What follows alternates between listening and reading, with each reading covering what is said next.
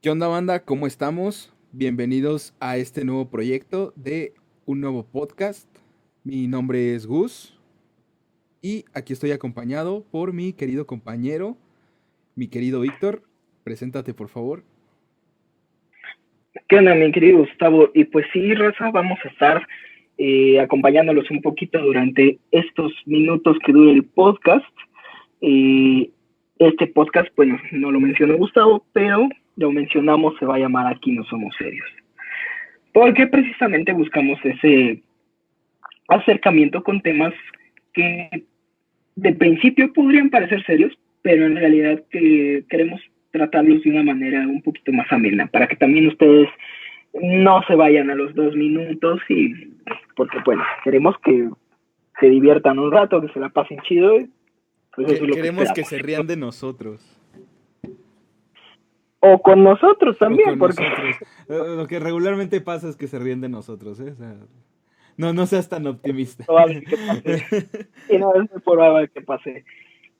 Bueno, pues este primer podcast vamos a tratar un tema que desde el principio de año teníamos que tratar. A La principio de fecha año teníamos que que tenía tratar, que estar, pero no, ahorita lo tratamos porque se está acabando el mundo, entonces no sabemos si vamos a llegar al año literal, siguiente, ¿no? tenían que acabar el mundo para que nosotros pudiéramos grabar este video. ¿Cuál Y video, güey? Es un podcast, ni siquiera nos están viendo. Y si te vieran, verían ah, lo feo que somos. es real, eso sí es cierto. No lo estamos grabando en video porque realmente estamos totalmente fuera de nosotros. No es un momento agradable para estar grabando este video. Porque Así aparte que de feo, somos pobres, entonces no tenemos cámara. Bueno, por lo menos yo no cuento con cámara. esa es otra de las cosas. Ajá. Pero le vamos a, bueno, yo le voy a decir video porque finalmente se va a subir a YouTube. No estamos de acuerdo. Sí, la verdad, sí. Finalmente va a ser un video que es la verdad lo que vale la pena va a ser el audio. Digo, para quien sea visual, pues va a poder ver una imagen fija durante los minutos que dure esto, pero bueno, será finalmente un video. Y también recordarles que nos van a poder estar escuchando en Spotify por si dicen, ¿sabes qué? Me da una hueva tremenda estar escuchándolo en mi computadora. Mejor me lo bajo en Spotify y lo vamos escuchando en el radio. Aparte está más chido, güey, porque toma en cuenta que a veces YouTube, si no tienen premium, como ciertas personas, pues no se puede bloquear el teléfono, entonces uno tiene que andar ahí con el teléfono prendido y pues si quieres salir a la calle a ejercitarte como Bárbara Regil, entonces pues no vas a poder escuchar este desmadre y pues tampoco está chido. Digo que bueno, hablo que alguien quiere darse mientras escucha a dos pendejos hablar de un tema, pero por lo menos en el metro Aparte salir a va a ser un... ejercitarse en cuarentena, ¿no? Bueno, vamos a suponer que esto lo están escuchando después de la cuarentena, pero yo esperaría que mejor ahorita lo escuchen desde sus casas, porque si no va a llegar la chingada. Y no nada más a ustedes, a nosotros también, Sí, por porque favor. pues, eso sí es serio, fíjate. O sea, nosotros no somos serios, pero ese pedo del El coronavirus, coronavirus es sí, serio. es mejor llévensela tranquilo y pues pásense un rato aquí escuchando a dos pendejos hablar de un tema random. Gustavo, ¿nos puedes decir cuál es el tema del día de hoy? Claro que sí, amigo. Pues llegando a un acuerdo mutuo, después de pensar de qué íbamos a hablar y acerca de nuestro primer podcast, llegamos a la conclusión de que íbamos a hablar de nuestras mejores lecturas del año, específico pues un top 10 en el cual pues vamos a mencionar tal cual cuáles fueron nuestros libros o lecturas favoritas, no necesariamente libros completos, también por mi parte voy a incluir algunos cuentos sueltos que leí y Uh-huh. pues nada más. Sí, también, bueno, digo, en mi caso los voy a ir mencionando, pues, sí en un orden, del 10 al 1. Al final voy a mencionar el libro que en realidad fue el que más disfruté durante el año, pero no quiere decir que sea mejor o peor. En realidad es una numeración totalmente aleatoria. Cualquiera de sus libros que tomen y se pongan a revisarlo van a ser libros que seguramente les van a gustar. Eh, Son grandes, grandes, grandes obras de la literatura y que esperemos quieran. Grandes obras de la literatura y en el 10 está ¿Qué hubole con tu cuerpo de Jordi Rosado? Y no, y en el 9 está El Día del Hurón. Entonces, empezando esas grandes obras de la literatura, pero eh, Probablemente sea buena idea, Vic, hacer otro programa con nuestras peores lecturas que hemos leído. seguramente va a ser uno muy próximo, porque en serio, no es por remeritar el trabajo de las personas. Yo sé que le echan muchas ganas a su chamba, pero como alguna vez me dijera un profesor, las ganas no son todo. Hay que también echarle y ponerse a trabajar. Y la verdad es que hay muchas obras que no han sido de nuestro agrado, no han sido las mejores que hemos podido leer, Es que han sido y tampoco horribles, güey. hay unas que son pésimas y que realmente yo creo que, digo, citando a otro, un youtuber que seguramente conocen mucho mejor que nosotros, a Otis Lee, o sea, no creo que mediocre les quede, como mediocre sería alabarlos, o sea, hay unos que sí son horribles. Pero bueno, el día de hoy no vamos a hablar de esos libros que nos hicieron encabronar, porque el día de hoy tratamos de que sea un poquito más accesible a la gente, que no se encabronen escuchando a alguien que hable mal de Crepúsculo o Harry Potter, porque aparte esos temas también ya están bien choteados. No, aparte Sí. pues son libros que ya tienen años en el mercado, ya, o sea, ya tienen su propia base de fans, digo, buenos o malos, pues ya se hicieron su historia, ya se hicieron hasta sus películas. Digo, ahorita con Harry Potter pues también tenemos su nueva serie de películas de animales fantásticos y dónde encontrarlos. Y que bueno, muy Sí, no, ya se aparte, volvió un multiverso ese sí, sí, pedo. muy aparte de los libros, de lo bueno o malo que puedan ser, pues también las películas también merecen su propio espacio. Digo, yo soy, no me considero un fan, pero pues sí me agradan las películas de Harry Potter, como cualquier domingo en TNT, porque pues es lo único que pasan, ¿verdad?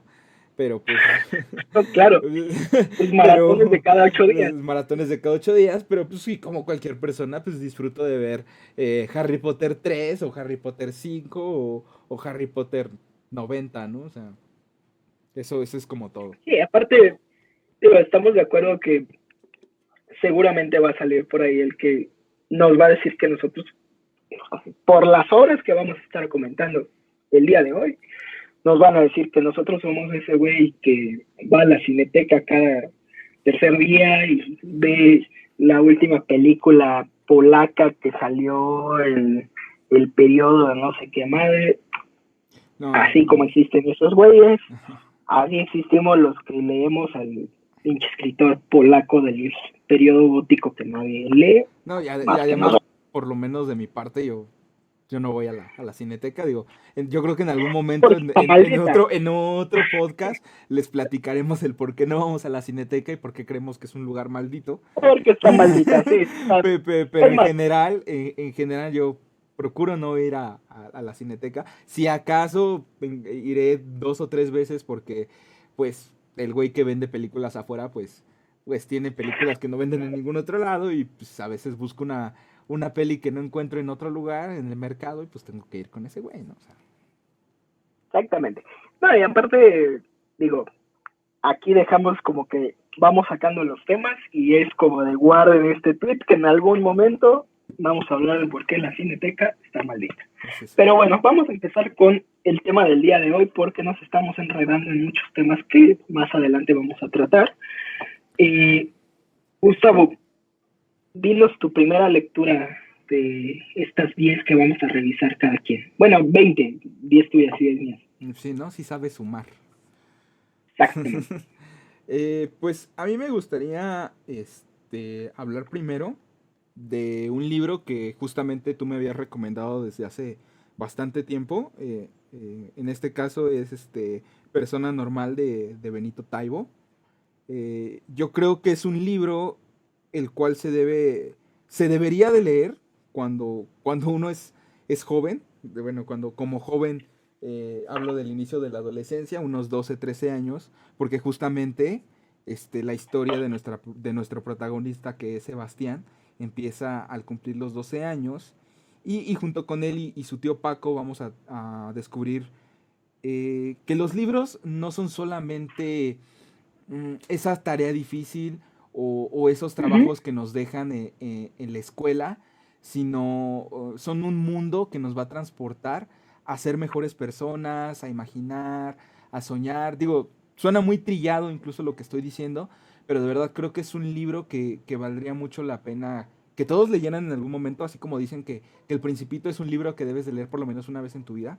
Yo sí creo que Persona Normal de Taibo es también un libro que todo mundo debería leer por lo menos una vez en su vida y quizá releer en un futuro, porque de verdad toca muchos temas que no solamente están dentro de la adolescencia, sino que se van tocando en todo lo que va siendo nuestra parte de la adultez, digo, de este lapso en que te vas convirtiendo en un adulto y todas las dudas que van presentando en eso, ¿no? Digo, tú también lo leíste, así que tú también podrías comentar Sí, de eso. sí, no, y digo, sí, obviamente, lo primero que dijiste parecía un comercial de Televisa de ley 30 minutos al día, Sí, sí, sí. pero en realidad es muy diferente a esto, ¿no? O sea, yo creo que si algo, aparte de un gran escritor, que es Benito Taibo, otra cosa que es Benito Taibo, es un gran divulgador de la literatura, eh, sabe cómo llegarle tanto a los jóvenes como a los no tan jóvenes, incluso a los niños, Ujú. y Sí, Persona cierto. Normal yo creo que tiene toques para todos. O sea, Persona Normal yo creo que es de esos libros juveniles a los que no les llegas tarde.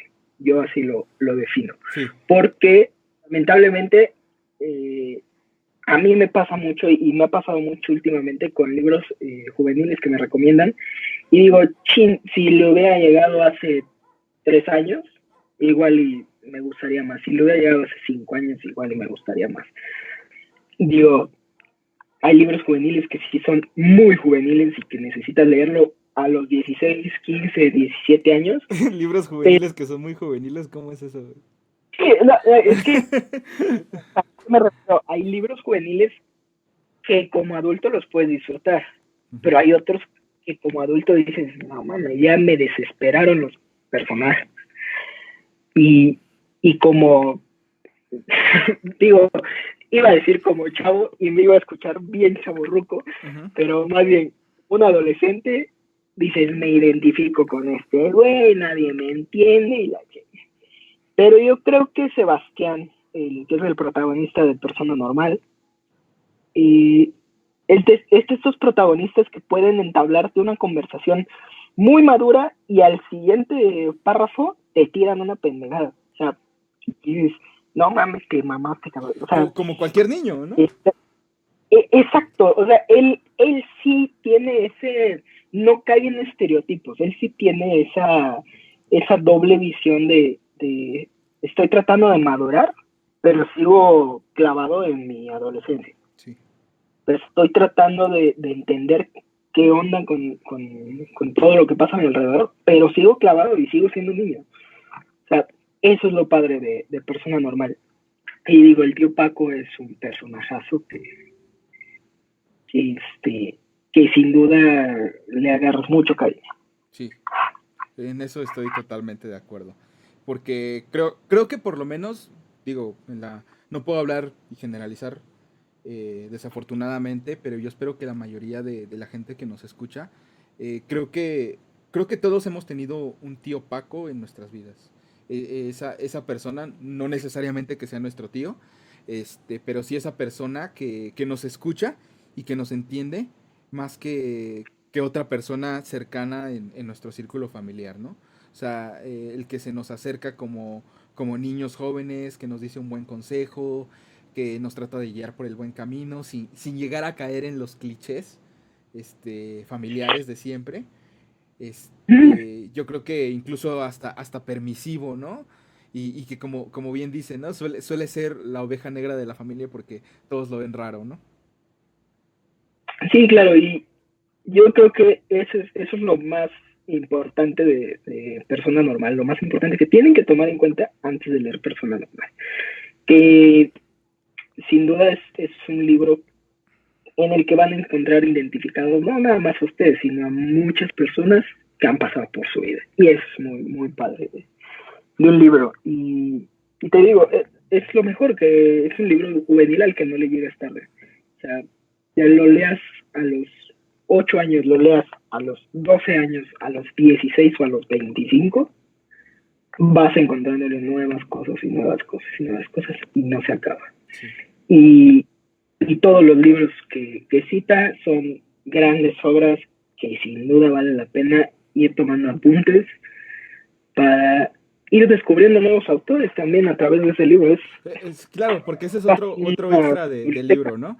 Que a través del libro vas conociendo otros libros, ¿no? Porque prácticamente en cada capítulo que nos relatan de las vidas de estos dos, de Sebastián y del tío Paco, nos van enseñando cómo tienen que ver con ciertos libros, ¿no? Ujú. Ya sea con clásicos como Herman Melville, o un poco más, ya nuestra época como Lovecraft, Sí, o claro. sea, es creo que un libro que te nutre en muchas cuestiones. Sí, no, y yo creo que aparte, incluso es muy crítico, ¿no? O sea, te dicen, este libro, la neta está bien largo, hablan de guerra y paz, pero te dicen, este libro es un tochazo, está muy largo, pero la neta vale la pena leerlo en cuanto tengas la capacidad para disfrutarlo al máximo, ¿no? Entonces, también eso es muy bonito, que son muy críticos. El mismo tío Paco es muy crítico. Entonces, sí, sí, sin duda, Persona Normal es un gran, gran libro.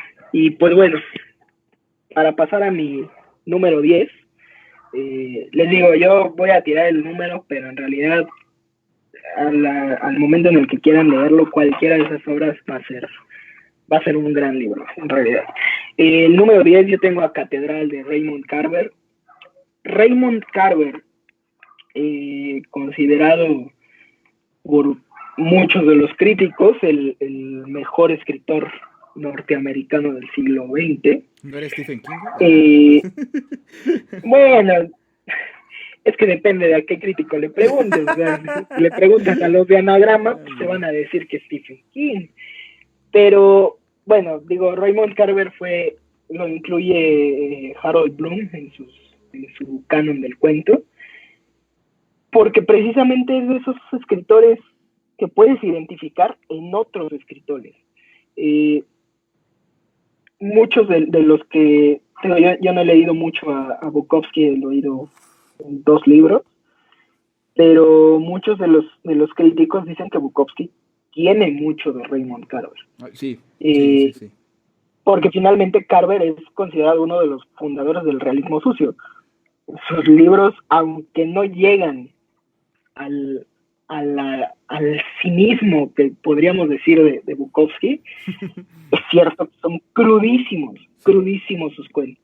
Son cuentos que te pegan y que Carver no tiene arrebato en decirte una palabra que destroza totalmente al protagonista, y destroza no en el sentido de que lo vuelve un mal personaje, sino que eh, te pinta las cosas como son y te envuelve en esa atmósfera de que todo, todo sigue siendo una mierda de mundo, ¿no? O sea, ese es, creo que, a diferencia de Bukowski, que Bukowski yo lo siento más como de el mundo es una mierda y jamás se va a mejorar.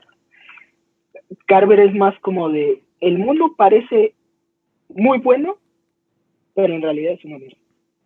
O sea, el mundo parecería muy bueno, parecería que todo está saliendo bien, pero al final te vas a dar cuenta de que todo sigue igual y que al final de cuentas nada de lo que hagas va a valer la pena. Entonces, digo, dentro de este libro de cuentos, Carver a mí me gusta mucho por sus cuentos, Eh, yo podría mencionar que mi favorito, aunque Catedral, el cuento que le da nombre al libro, es un gran cuento y a mí me gustó mucho, mi favorito de Catedral es Fiebre. Digo, sin dar spoilers, porque al final de cuentas hablar de un cuento es muy peligroso porque sí puedes caer en el Sí. spoiler, pero sí, sí, no, o sea, hablar de un cuento de menos de 10 páginas es prácticamente peligroso de que va, vayas a tirar spoilers, pero tratando de no tirar spoilers, Fiebre habla de un trabajador clase media, que era el, el punto de partida del reality sucio, eh, trabajador de clase media, al que prácticamente su familia se le va destrozando. Eh, te digo, sin dar spoiler, porque al principio es lo primero que dice el vato, es mi familia se está yendo al carajo. Y, y se llama Fiebre porque durante este recorrido, pues va haciendo esta analogía con la enfermedad, de cómo la familia se puede enfermar, dice él, y a mí me gusta mucho. Digo, quizá por el lado de este pasado oscuro de la medicina que extraemos, me gusta mucho esa analogía que hace Carver con la fiebre, pero en realidad es un gran cuento y al final de cuentas es Carver en toda su extensión de la palabra, es Carver diciéndote no importa que también estés, un día todo se vaya al carajo. Muy bueno, muy bueno. Yo en lo particular no he leído ese cuento, pero espero visitarlo. Se escucha bastante interesante.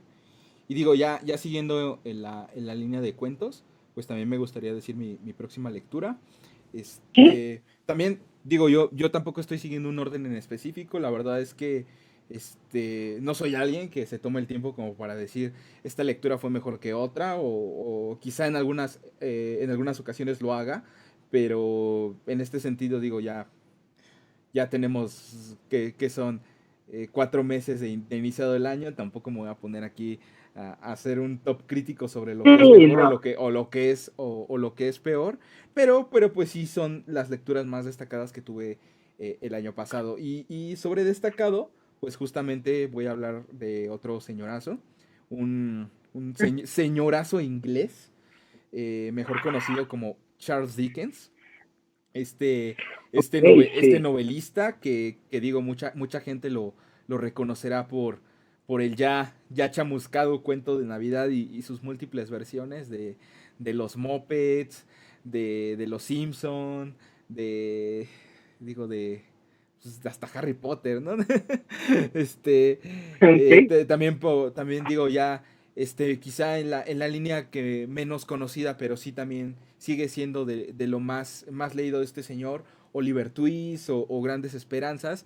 Pero justamente Charles Dickens tiene una parte, digo, esto ya igual trataré de abordarlo quizá en otro programa. A mí me encanta el género de la literatura de horror, o sea, es algo en lo que me apasiona, lo que me gusta mucho.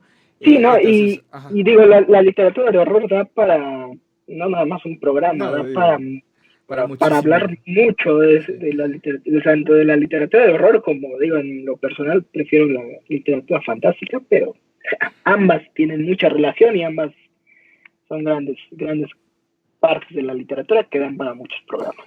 Entonces, justo en esta línea, hablando sobre pues el tópico de esto de los fantasmas y todo esto, tenemos este gran cuento llamado El Guardavías, en el cual, pues justamente para hacer no mucho spoiler, habla acerca de un hombre que escucha una voz que viene de una construcción, y baja justamente a donde están haciendo estas obras y encuentra pues a este personaje, a nuestro guardavías, quien le va a comentar algunas de sus dolencias, de su pasado, de lo que ha vivido, pero que a través del cuento nos vamos a dar cuenta que tiene una carga quizá no tan moral como como lo propondría Dickens después, justamente en este cuento de Navidad, pero que sí tiene una carga bastante emocional y que nos habla de lo que tal vez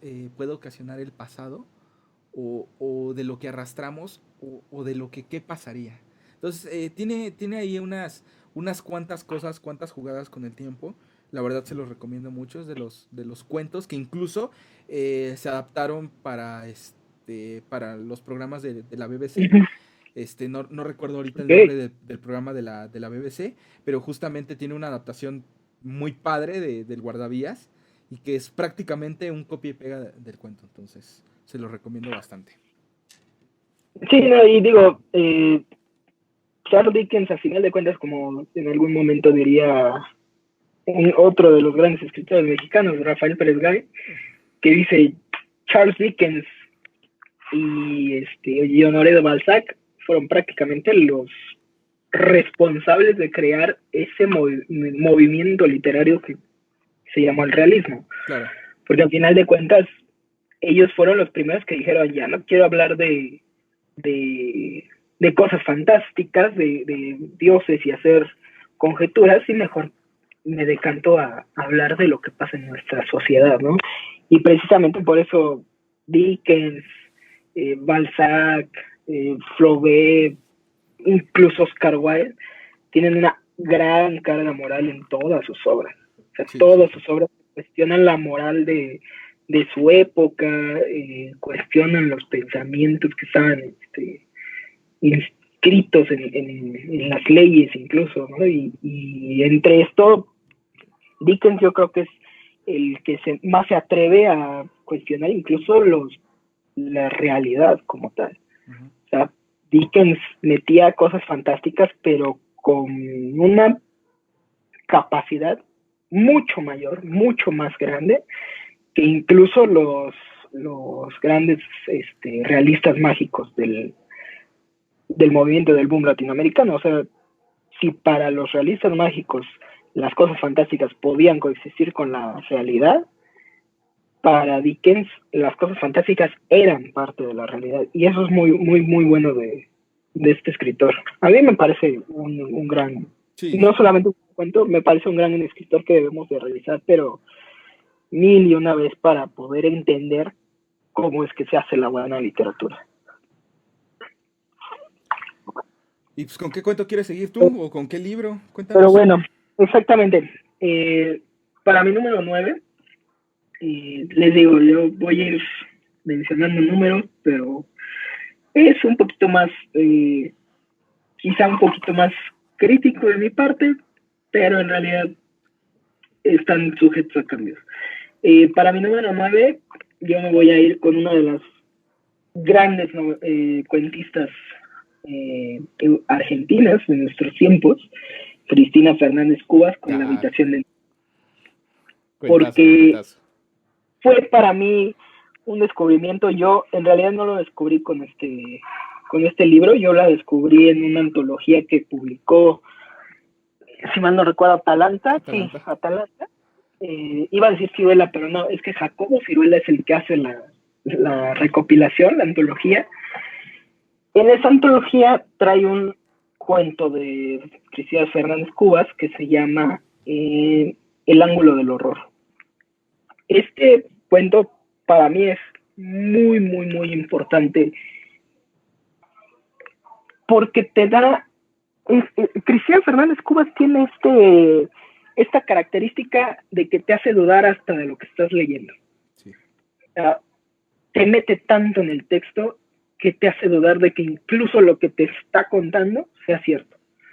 Y es una extrañeza que muy pocos escritores de literatura fantástica logran, porque yo creo que es ese tipo de literatura que se clava totalmente en tu cabeza y que te hace estar piense y piense y piense y piense en todo lo que acabas de leer. Y al final dices, no sé qué acabo de leer, pero fue increíble. Y bueno, dentro de La habitación de Nona, para mí el cuento que le da nombre, La habitación de Nona, es un gran cuento. Es todo lo que un escritor fantástico quisiera lograr en algún momento de su vida, que es crear este ambiente de extrañeza y de que al final todo da un giro y dices, ¿qué acaba de pasar? ¿No? O sea, que juega no solo con la realidad del cuento, sino con la realidad tuya como lector. Y eso es muy, muy, muy importante. Yo creo que todos los cuentos que vienen en La habitación de Nona valen la pena, pero especialmente La habitación de Nona y el segundo cuento que se llama, si mal no recuerdo, Conversar con viejas, eh, también es un cuento que incluso yo lo catalogaría como de terror, el segundo cuento. Digo, Sí. no sé qué piensas tú. Sí, la verdad es que sí, digo yo, personalmente no iba a mencionar la habitación de Nona, no porque no lo haya creído una de mis mejores lecturas del año pasado, simplemente porque ahorita dentro de lo que hice en mi lista no lo recordé, pero yo ahorita que lo mencionó, es que sí, es que incluso si yo hubiera hecho este ejercicio de hacer una de lo que para mí considero lo mejor a lo peor, es que la habitación de Nona mínimo se hubiera quedado en un top 3 de mi parte, ¿eh? O sea, esta incluso extrañeza y que incluso yo también lo catalogaría mismo como un cuento de misterio y tirándole al terror porque hay ciertos puntos que de verdad sientes esa necesidad como de voltear a tus lados porque transmite cierta opresión. No sé qué tenga la señora Cubas, pero la verdad es que en sus relatos transmite cierta opresión. Sí, claro, te mete en una atmósfera pesadísima. O sea, tú mismo puedes sentir la atmósfera. Eso es algo muy, muy difícil de conseguir por alguien que escribe horror y por alguien que escribe literatura fantástica. O sea, que el lector realmente se meta al relato y sientas la atmósfera que está viviendo el personaje, es difícil. Y Fernández Cuba lo logra, pero a la perfección. O sea, aparte de que su estilo es muy, muy bueno, muy bien cuidado. Yo digo, yo al principio con el ángulo del horror, que espero que lo leas pronto también. Sí, sí, sí.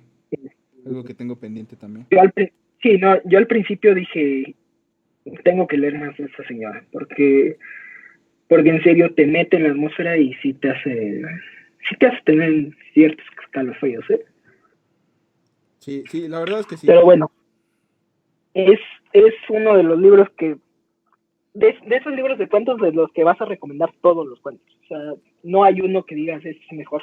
Yo creo que todos valen la pena.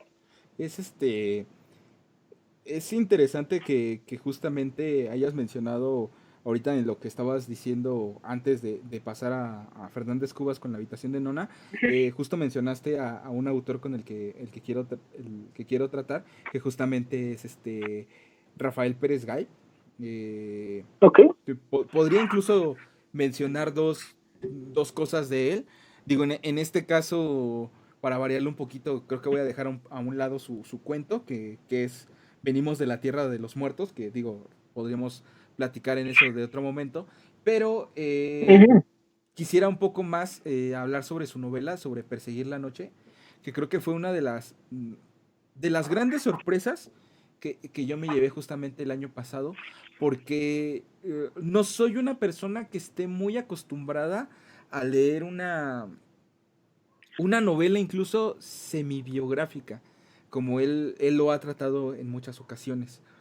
Incluso porque pues esta novela es sobre una parte de su vida, en específico cuando le diagnosticaron una enfermedad, no voy a decir cuál para que ustedes también lo chequen ahí, Sí, no. pero que a la vez también retrata incluso como relato espejo acerca de los escritores que acontecieron en el México quizá pegándole a lo colonial, ¿no?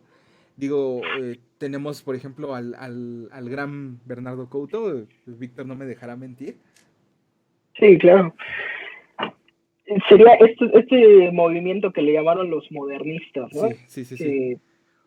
Digo, Bernardo Couto, se me fue el nombre ahorita del el que escribió Misa Negra, José Juan Tablada. Tablada. Que también habla de él, Salvador Novo, ¿no? Uh-huh. Son grandes escritores mexicanos, bueno, que vivieron en México, porque Pues muchos de ellos justo tienen... José Juan Tablada es quien escribió Misa Negra, lo acabo de checar y sí. Sí, no, yo creo que, fíjate que ahorita que lo mencionas, Uh-huh. Yo creo que esta novela de Rafa Pérez Gay no solamente es una parte muy importante de su vida, porque él mismo lo menciona, es una parte en la que más ha sufrido de su vida. Sí, claro, sí, es prácticamente un Pero, parteaguas de un antes y un después. y también es una muestra de que incluso esos momentos en los que que te lleva el carajo, los puedes tomar con humor. Rafa Pérez Gay tiene un humor bastante especial, bastante característico, que todos esos momentos, esos relatos que te va dando, es como, yo diría que es lo contrario a Carver. O sea, Carver te dice, tienes un momento muy bonito, pero al final todo se va a la mierda. Y Rafa Pérez Gay te dice, incluso cuando todo está yendo a la mierda, puedes verlo con humor. Y, y eso es muy importante, es un punto muy importante de esta novela. Yo creo que es algo muy rescatable no solamente de esta novela, del autor. Y algo que también a mí me gusta, digo, esto es algo que a título personal me encanta visitar en los cuentos y en las novelas mexicanas, que usen el escenario de la Ciudad de México para contar su historia. Digo, me encanta porque yo nací en la Ciudad de México, he vivido en la Ciudad de México toda mi vida, entonces el hecho de que me pongan avenidas, el centro histórico, edificios que yo conozca, nutre demasiado mi imaginación y de verdad me hace sentirme en el libro, en lo que me están contando. Sí, no, y además que como lo va haciendo espejo, como tú bien dijiste, vas conociendo un poquito más de estas calles que diario recorres y que dices, ahora entiendo que esta calle en realidad era de tal o tal magnitud, aquí había esto, aquí había Sí, esto otro, o sea, claro. es muy, muy, muy padre. Sí, cierto, eso tienes mucha razón, que es algo que, que es muy recurrente en la literatura mexicana.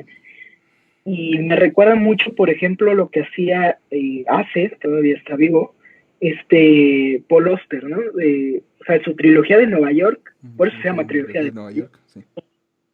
Todo sucede en Nueva York y precisamente lo mismo que tú dices de Rafa Pérez Gay lo dicen de Paul Auster, ¿no? O sea, algo muy importante de su literatura es que tú te ubicas en el mismo lugar donde está el protagonista. Y tú dices, por ahí, por donde está pasando este señor, yo pasé hace 20 minutos, ¿no? Y eso es algo muy, muy rescatable de Rafa y pues bueno, digo, su prosa es súper sencilla, fácil de seguir, te lo chutas en 1 o 2 días el libro. O sea, yo creo que es de esos libros que te devoras sí o sí. Sí.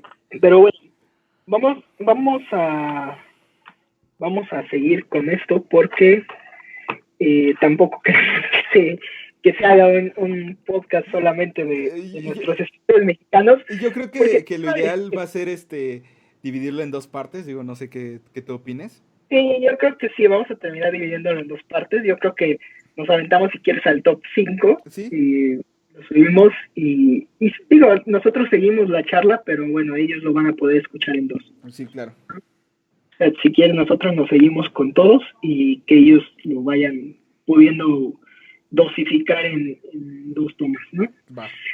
Bueno, voy a seguir con mi número 8 y aquí muchos me van a matar porque me van a decir que este libro merecería estar en el top 1 de toda la literatura de la historia de la humanidad. Eh, es cierto que es un gran libro, es el libro para todos los que son puristas del cuento latinoamericano, y me refiero a El Aleph de Jorge Luis Borges. Ya. ¿Por qué lo pongo en este número? Bueno, fue simplemente por pura percepción personal. Ya veremos que hay otros libros que me gustaron más. Eso no quiere decir que esos libros sean mejores o peores que el Alex de Jorge Luis Borges, porque sin duda todos estamos de acuerdo que el maestro Borges es el maestro Borges. O sea, Yo no estoy de acuerdo. Es el todos maestrazo Borges. el maestro que no puede haber una forma de decir todo lo que es en una sola palabra, porque este señor tiene una prosa perfecta, tiene un estilo súper cuidado, tiene una imaginación que cualquiera de nosotros quisiéramos tener por lo menos la décima parte de la imaginación que tiene este señor. Creo que en la vida va a existir alguien como Borges otra vez. No, decía, ay, no me acuerdo quién, había un crítico que decía que si hay dos escritores que nacieron siendo clásicos, eran Jorge Luis Borges y Monterroso. Yo en lo de Jorge Luis Borges estoy totalmente de acuerdo, lo de Monterroso lo discutiría un poquito más, pero Borges sí nació siendo un clásico. O sea, y el Aleph es un gran libro, quizá es un libro eh, de entrada a Jorge Luis Borges.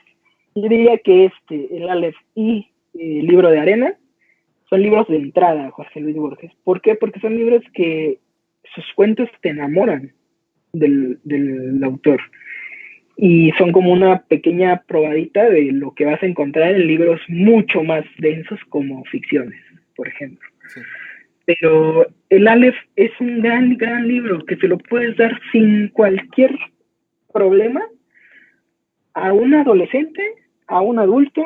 O sea, también es un libro que yo creo que sí es cierto, no lo vas a aprovechar igual siendo, necesitas cierto imaginación, cierta, un poquito más de conocimiento, bagaje literario, porque es cierto que también la prosa de Jorge Luis Borges, así como es bien cuidada, así como es perfecta, también es un poquito denso el señor, y No, también no, es un poquito, no es fácil leer a Borges. No es fácil leer a no Borges. es fácil, no es fácil entender a Borges. Yo digo que leerlo es facilísimo, entenderlo es otro tema. Es más o menos lo que pasa con Franz Kafka, por ejemplo, ¿no? O sea, le puedes dar a un niño la metamorfosis, pero de eso a que lo entienda es, es otro tema diferente, ¿no? Sí. Entonces yo diría que pasa lo mismo con Borges. O sea, se lo puedes dar a un niño, vas a ver de qué trata el libro, pero nunca vas a ver qué quiso decir Borges. Y se lo puedes dar a un adulto y pasa lo mismo, ¿no? Y, y es que de Borges, de este libro en especial del Aleph, yo, más que el último cuento, que es precisamente el que le da nombre, el Aleph, quiero resaltar el Inmortal. Para mí ese es el cuento que a mí más me agradó, eh, porque yo creo que la idea central del cuento, que se las menciono rápido, es un hombre que, así, entrando en el cuento, lo primero que hace es volverse inmortal porque se baña en un río. Sí. Y te dice, este río te vuelve inmortal. Y toda la narración gira en torno a qué pasaría si fueses inmortal, si alguien pudiera ser inmortal. Y esa parte de imaginarlo, pero tratar de darle el toque de que quizá pudiera pasar, o sea, es el quizá pudiera pasar, es lo que caracteriza a Borges, que te hace convivir con la fantasía. Eso es muy, muy, muy rescatable. Y es algo que no creo que nadie más vaya a poder lograr en algún momento. No sé tú qué piensas, mi querido Gus. Híjoles, es que hablar de Borges, eh, creo que si empezáramos a hablar de Borges de una manera profunda, creo que nunca acabaríamos, ¿no? Digo, por eso tantas Oh, tesis y libros acerca de él, híjoles, es que ya por el hecho de tocar a Borges es que merece hablar muchísimo de él, pero digo, ahorita ya de manera general, pues es que no es, más bien, hay un antes y un después de cuando lees a de Borges. Borges. Sí, o sea, Sí, claro. eso es totalmente. Es que te pasa lo mismo digo, tú que estudias en la misma carrera que yo, no me vas a dejar mentir.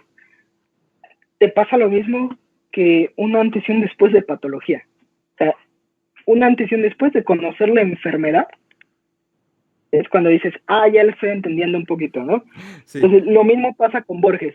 O sea, lees todo lo que tienes que leer, lees a Borges y después de eso dices, ya empecé a entender también por qué este autor le interesaba este tema, por qué este autor usaba estos recursos literarios, por qué este autor estaba obsesionado con este tipo de cosas.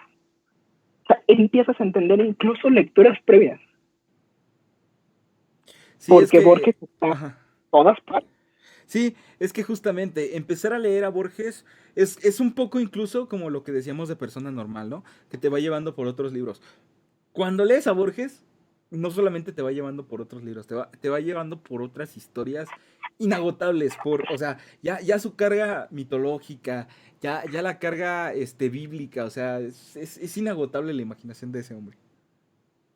Sí, no, y aparte, digo, Borges era un erudito, o sea, ese señor nació sabiendo todos los secretos del universo y, y te puede dar incluso historias de, que provienen de otras historias, que provienen de otras, o sea, te va dando una relectura de todo lo que él leyó en su vida. Y eso es muy importante. Pero bueno, yo creo que de Borges podemos hacer incluso otro podcast, Sí, porque Borges da para para mucho, mucho, para mucho. mucho. Entonces, danos tu siguiente libro, tu siguiente lectura, Yo querido Gustavo.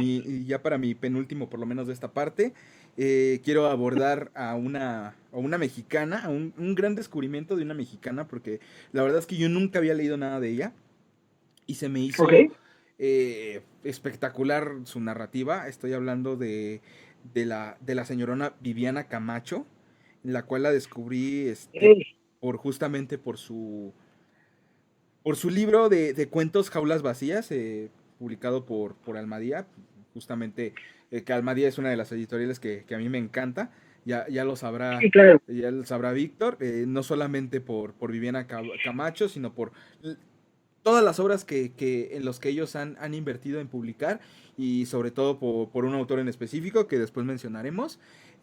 Pero justamente ahorita hablando de Viviana Camacho, este libro de cuentos me trae otra vez un poco a lo que hablábamos de la señora Fernández Cubas, porque es este libro que en sus cuentos me dejó a veces ese sabor amargo, no por el hecho de que el cuento sea malo, Ok. sino porque el cuento en sí mismo es híjoles, te quedas con la sensación de decir, ¿por qué pasan así las cosas?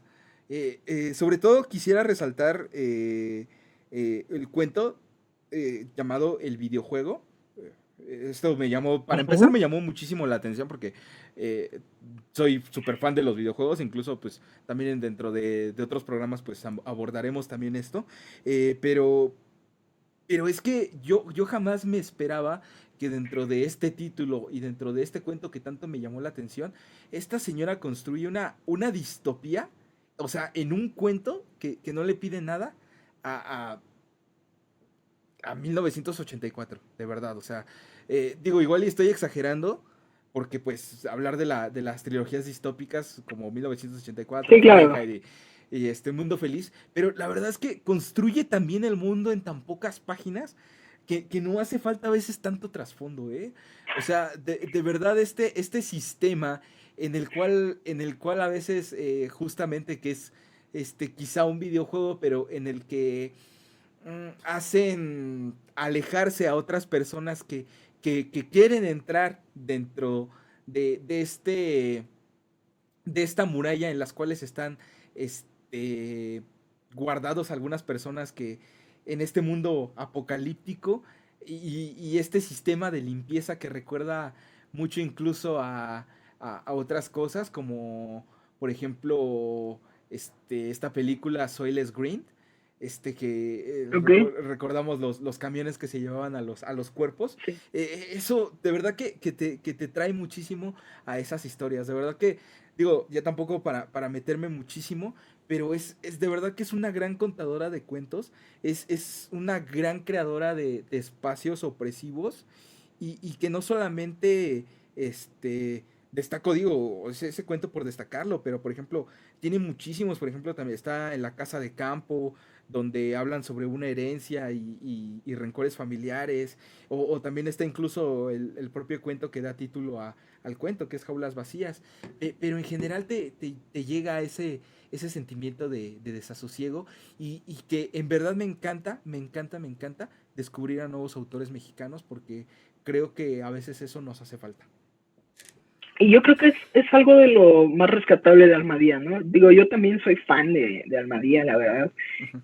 No solamente por sus ediciones tan cuidadas y tan Tan bonitas que bonitas. tienen, sino, sí, en realidad son ediciones muy, muy, muy bellas, pero también porque te dan un catálogo más amplio, una nueva visión y yo creo que ese tipo de editoriales que le dan más protagonismo a escritores jóvenes latinoamericanos son las que valen la pena. Sí. O sea, muchas veces yo siempre lo voy a decir y yo sé que habrá muchos que me quieran matar por eso, pero yo prefiero que una editorial saque un libro de un autor que nadie conoce, pero que tenga una gran propuesta, a que me saquen la tercera reimpresión de la decimocuarta edición de El Quijote o de 1980 o 1984, ¿no? O sea, Y claro, que no es por demeritar las obras, o sea, no crean claro, que... no, pero llega el momento en el que dices,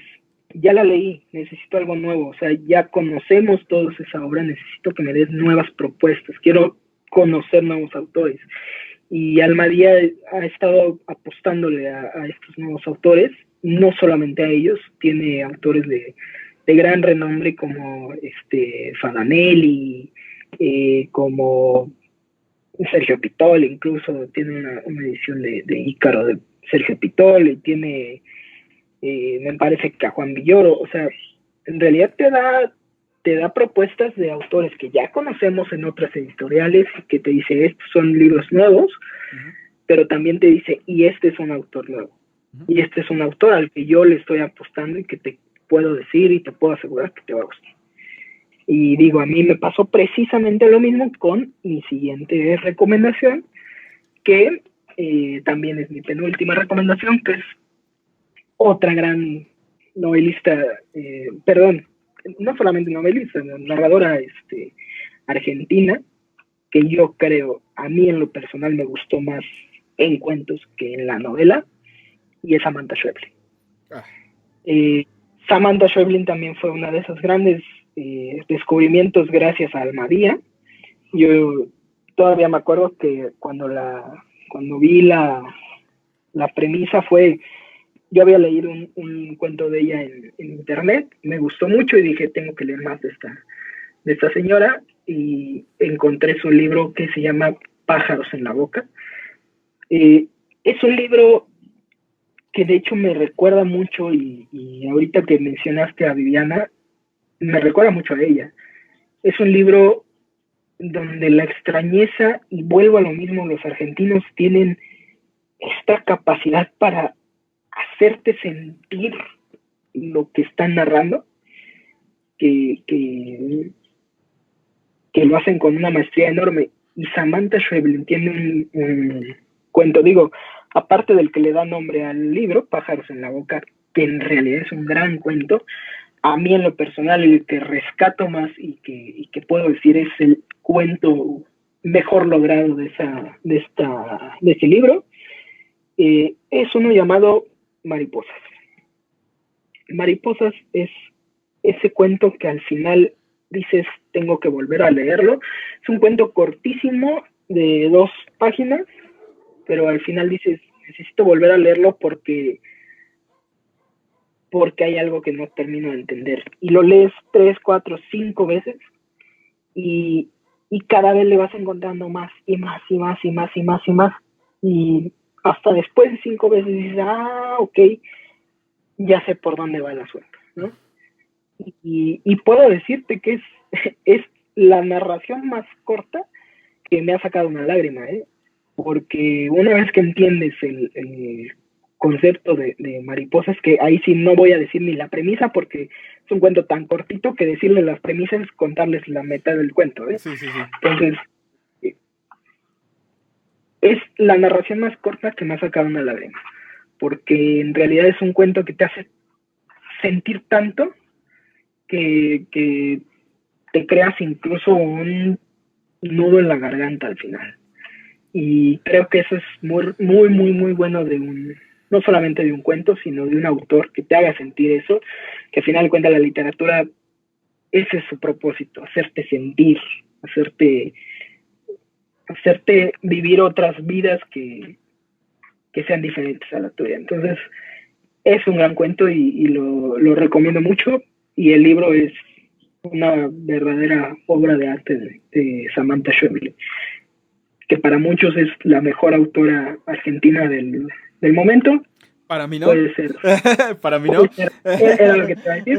Puede ser muy, muy, muy criticable, porque incluso para mí es muy buena cuentista, pero en novela se me queda corta.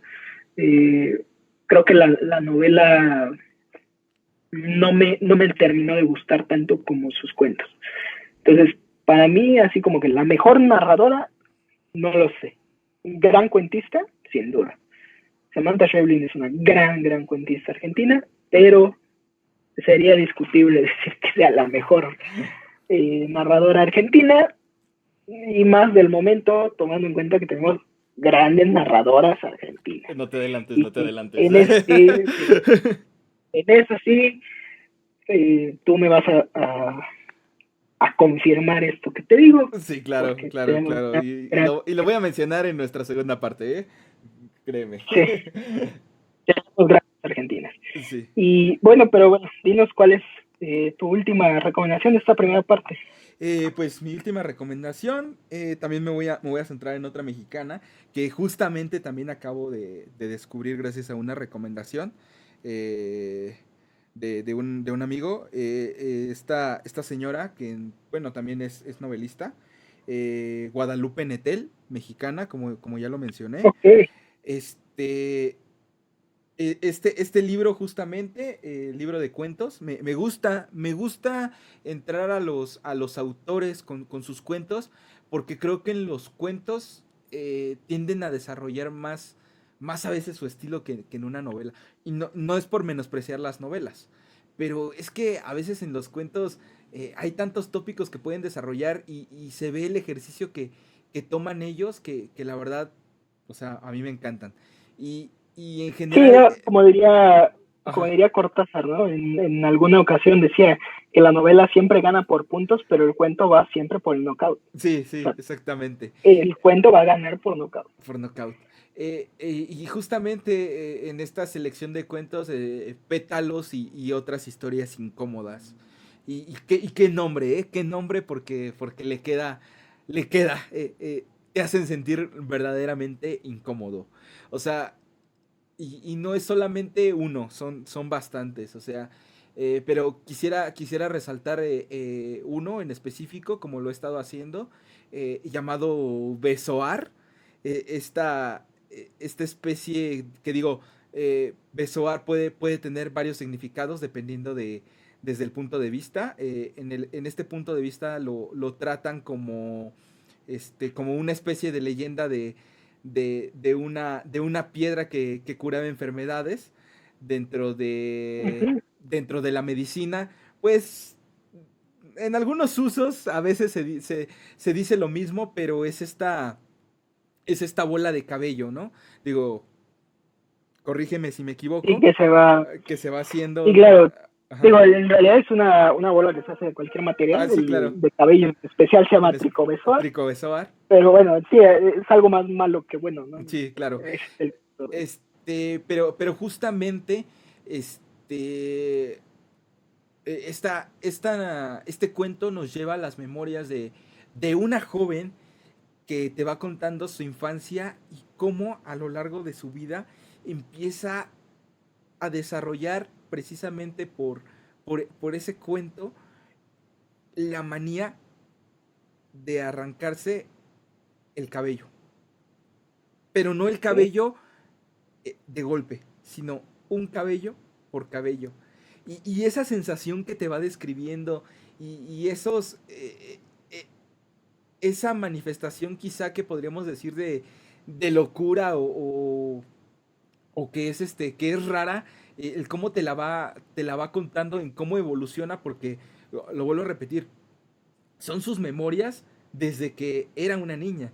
Entonces, estas memorias las está relatando desde ahora ya en una perspectiva de una mujer adulta, el cómo fue evolucionando e incluso cómo lo fue escondiendo, pero que de verdad te quedas wow, wow. Y de verdad que no quisiera decir más. O sea, podría decir muchísimo más, pero no quiero arruinarles la Sí, premisa del cuento y no quiero arruinarles de verdad que se den de verdad el gusto de leer a esa gran autora mexicana, que les vuelvo a repetir, fue un gran descubrimiento para mí y que de verdad vale toda la pena del mundo. Y bueno, dinos tu sí, último libro y para terminar. digo, Ajá. yo creo que algo muy importante de aclarar también es que sería muy sencillo para, yo creo que sería muy sencillo para un top tomar autores clásicos y decir, estos son los chingones y ya, ¿no? Eh, yo creo que también algo importante es ir difundiendo la obra de grandes autores nuevos y precisamente algo que hemos tratado de hacer con esta selección de lecturas también es eso, ¿no?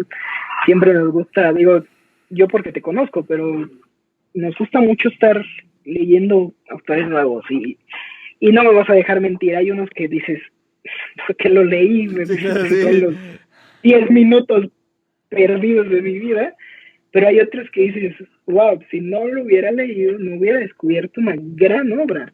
Y yo creo que eso pasa con Metel, ¿no? O sea, es de esas autoras que dices, si no lo hubiera leído, me hubiera perdido De mucho, de mucho, de verdad. de mucho, mucho. Pero bueno, voy con mi última recomendación de esta noche, de este primer programa, porque se extendió bastante y vamos Sí, a se tener que extendió hacerlo. bastante, no. Yo me voy a ir con un autor que ya conocía, pero no conocía su obra que todos decían era la obra cumbre y me di cuenta por qué, y es Kazuo Ishiguro con Nunca me abandones. A Kazuo Ishiguro yo lo conocí por sus cuentos nocturnos, se llaman, su libro de cuentos muy buenos, son grandes cuentos, son cuentos quizá con un toque moral, porque Kazuo Ishiguro tiene ese toque moral japonés, ¿no?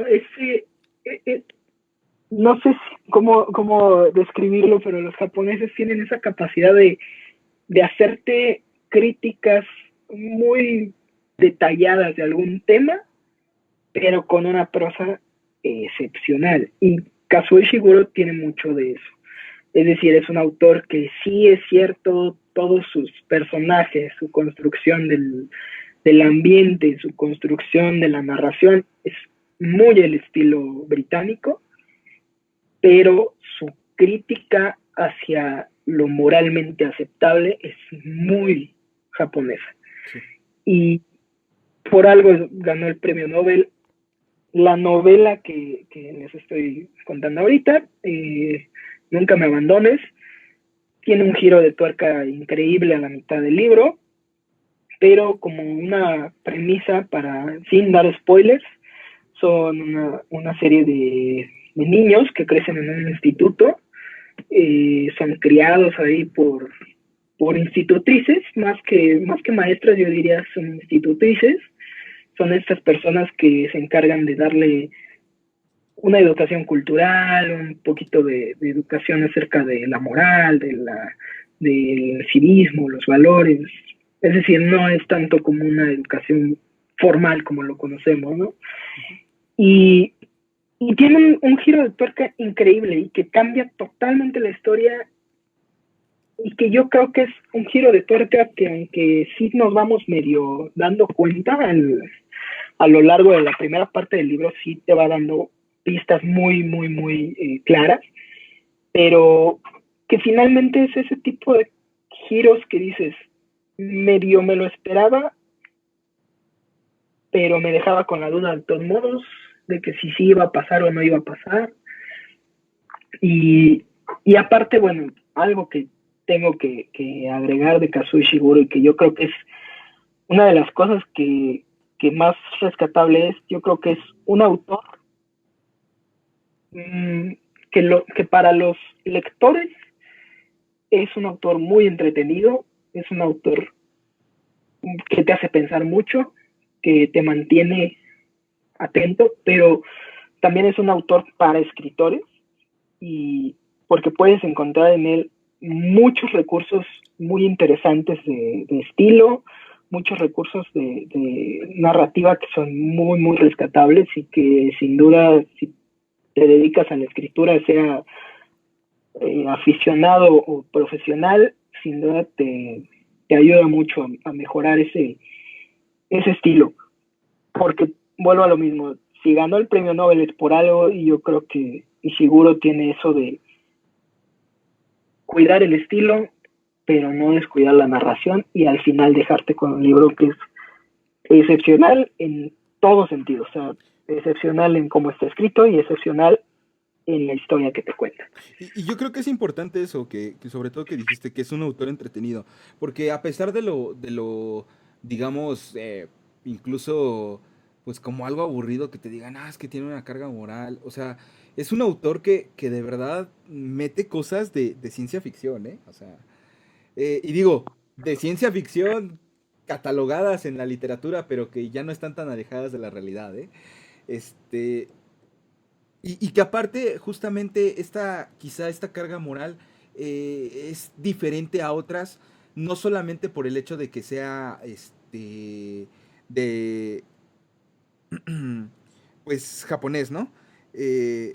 Sino porque eh, es británico en sí mismo y creo que es esta visión de lo oriental desde un punto de vista de alguien que creció en el occidente, ¿no? Sí, claro, y digo, yo lo contrastaría con Haruki Murakami, por ejemplo. Sí, claro, pero Murakami ajá, es eh, más un autor que muchas veces pareciera que él mismo reniega de su origen. claro, claro, Kazuo Ishiguro lo retoma un poquito más. porque Murakami al respecto de Ishiguro retoma más bien la visión occidental desde el punto de vista japonés, cosa que Ishiguro lo hace al revés, es la visión oriental desde el punto de vista del occidental. Ajá.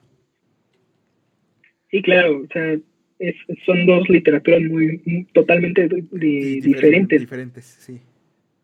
y que nosotros podríamos incluso muchas veces, y yo lo he escuchado mucho de personas que dicen, bueno, es que Ishiguro es como un Murakami. No, yo creo que sí hay mucha diferencia en su estilo y en su narrativa, o sea, en lo que te están contando, hay mucha diferencia.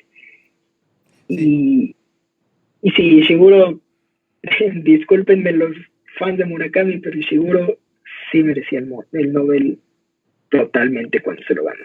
claro. Y que él mismo dijo, a mí me pareció que, digo, hablando un poquito de lo que él decía en el Nobel, me pareció que él mismo tiene esa característica de que está influenciado no solamente por escritores y en su discurso no solamente dijo, yo leía tal y tal, sino que está influenciado mucho por otras artes y Claro, artes muy modernas. claro. Él mismo es el mayor honor de mi vida es haber ganado el Nobel justo el año después de De Bob Bob Dylan. Dylan, sí, claro. Él mismo lo dijo y ese es un parteaguas para decir, sí, claro, la literatura está influida por más literatura, pero también tiene mucho de la música, del cine, del teatro. O sea, eso fue una gran anécdota de este señor Ishiguro. Sí, totalmente. Pero bueno, Vic, ya no quisiera alargarme un poquito más porque de por si ya esto ya está quedando demasiado largo. Ya está quedando largo. Y bueno, vamos a seguir vamos a ponerle segunda parte. Vamos a ponerle una segunda parte con ya del top 5 para arriba, para, digamos, ya terminar esta parte del podcast que nos interesaba de verdad hacerlo desde el año pasado y que digo, se alargó, pero al final de todo valió la pena porque así no solamente nos quedamos con decir el título y quién lo escribió, ¿no? Sino también un poquito de nuestras impresiones en cada obra y que creo que al final eso es lo que más te atrae a veces como lector cuando buscas una recomendación, que otra persona te diga, me gustó por esto o no me gustó por esto. Sí, claro, y también no dejarlos como a la deriva, ¿no? O sea, yo creo que es algo que hemos aprendido a lo largo de ¿cómo decirlo? De esta vida literaria, si Sí. quieres llamar románticamente, que es, ok, sí, te gustó, pero dime por qué. O sea, porque no es lo mismo que te digan, tienes que leer este autor que está muy cabrón. Sí, ¿por qué? O sea, ¿qué te gustó a ti? Porque muchas veces lo que te gustó a ti no es lo que me gusta a mí, no es lo que busco yo. Y así ya también podemos darles un poquito más de panorama y que ellos mismos decidan y digan, bueno, este autor me llamó la atención porque, mira, tengo unos gustos más o menos parecidos a eso. O este autor de plano ni siquiera me llamó la atención, ¿no? O sea, eso yo creo que es lo más importante de dejar en claro cuando estás tratando de divulgar un poquito la literatura de tus autores favoritos, ¿no? Sí, sí, totalmente. Pero bueno, ya no nos extendemos más, bandita. Lo vamos a dejar ahorita por hoy y esperamos escucharlos para nuestra siguiente emisión. Bueno, que no es en vivo y todo, pero pues ustedes nos escuchan en el momento que quieran. Así que pues tengan buen día en el momento que nos estén escuchando o buena noche según sea el caso. Y nos estaremos viendo para el próximo programa. Hasta la próxima.